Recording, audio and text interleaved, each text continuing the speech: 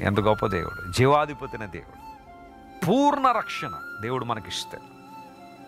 యెషయా గ్రంథం 26:3లో మాట ఉంటుంది, ఎవని మనస్సు నీ మీద ఆనుకునో వారిని పూర్ణ శాంతి గలవానిగా చేస్తామని. పూర్ణ శాంతి. లోకం ఇచ్చే శాంతి సమాధానాలు అసంపూర్ణమైనవే. లోకం ఇచ్చే ఆనందం తాత్కాలికమైందే, లోకం ఇచ్చే సమాధానం తాత్కాలికమైందే. కానీ దేవుడిచ్చే ఆనందం, దేవుడిచ్చే సమాధానం శాశ్వత కాలం ఉంటాయి. ఒకవేళ ఈ ప్రస్తుత పరిస్థితుల్లో ఈరోజు అసమాధానంతో ఉన్నావా, శాంతి లేక హృదయం అంతా ఏదో గలిబిలి, ఏమైపోద్దో ఎటుపోద్దో పరిస్థితి, నా భవిష్యత్తు ఏంటో అన్న ఆలోచన నీలో ఉంటే దేవుడు నీతోనే మాట్లాడుతున్నాడు. ఆయన నీకు పూర్ణ రక్షణ మాత్రమే కాదు, పూర్ణ శాంతిని కూడా దయచేయగలిగిన వాడు ఆయన. పూర్ణ వివేకాన్ని దేవుడు నీకు ఇస్తాడు. ఆయన వైపు నువ్వు చూస్తావా?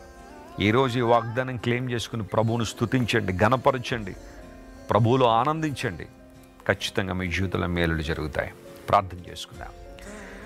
ప్రేమగల తండ్రి, గొప్ప దేవ, మా దేవుడువు నీవు, మా రాజువు నీవు ప్రభువా. నీవు మమ్మల్ని పరిపాలన చేయవాడు కనుక నీకు స్తోత్రాలు.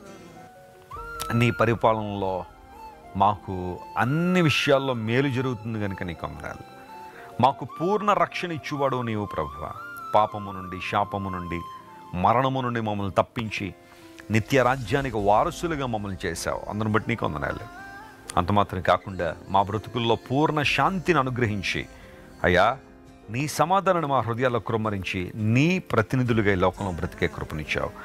ఆ కారణాన్ని బట్టి నేను స్తుతిస్తూ ఉన్నాము. ఈరోజు మా ప్రియులు ఎంతమంది అయితే అసమాధానంతోనో అశాంతితోనో ఉన్నారో వారందరూ మీరే కనికరించి వారు నీ మీద ఆనుకుంటూ ఉండగా బలపరిచి నడిపించండి. అనారోగ్యంతో ఉన్న వారిని స్వస్థపరచండి. ఆర్థికంగా చితికిపోయిన వారిని లేవనెత్తండి. శక్తితో వారిని నింపండి. ఘనత మహిమ నీకే చెల్లిస్తూ యేసయ్య నామం పేరట అడిగి వేడుకొంచున్నాం తండ్రి. ఆమెన్. ఆమెన్.